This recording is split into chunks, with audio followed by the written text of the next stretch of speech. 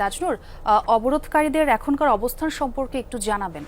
আমি একটু সংশোধন করে শুরু করতেছি। তারা যেখানটাতে অবস্থান নিয়েছে অর্থাৎ ফটকে অবস্থান নিয়েছে, কোনো সড়কে অবস্থান নেয়নি। তারপরে আসলে সড়ক অবরোধের মতো কোনো ঘটনা খামারবাড়িতে এই মুহূর্তে আসলে নেই ছোঁয়া।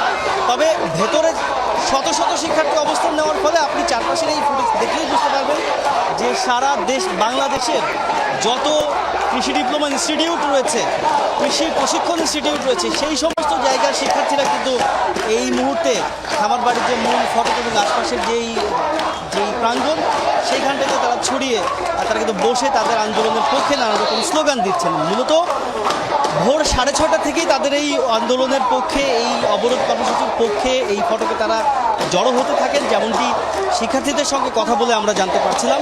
তবে এটি তাদের এক রকমের চূড়ান্ত কর্মসূচি হিসেবে তারা দেখছেন, কেননা গত 2 সপ্তাহ ধরে তারা বিভিন্ন সময়ে তাদের দাবির পক্ষে নানান রকম কর্মসূচি পালন করেছে। কোথাও প্রেস ক্লাবের সামনে মানববন্ধনের মতো কর্মসূচি ছিল, গতকালকে শহীদ মিনারে তারা সমাবেশ করেছে এবং সেই সমাবেশ থেকেই পরবর্তী সময়ে ঘোষণা দেওয়া হয়েছিল যে খামারবাড়িতে কৃষি সম্প্রসারণ অধিদপ্তর তারা অবরোধ করবেন।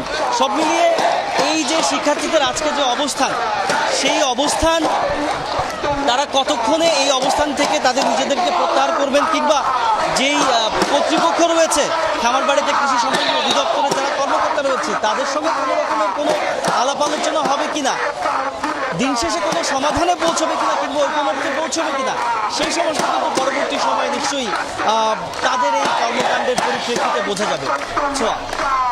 জি তাজনুর, এবং শিক্ষার্থীরাও যে বেশ ক্ষুব্ধ সেটি দেখছিলাম আপনার মাধ্যমে। ধন্যবাদ আপনাকে।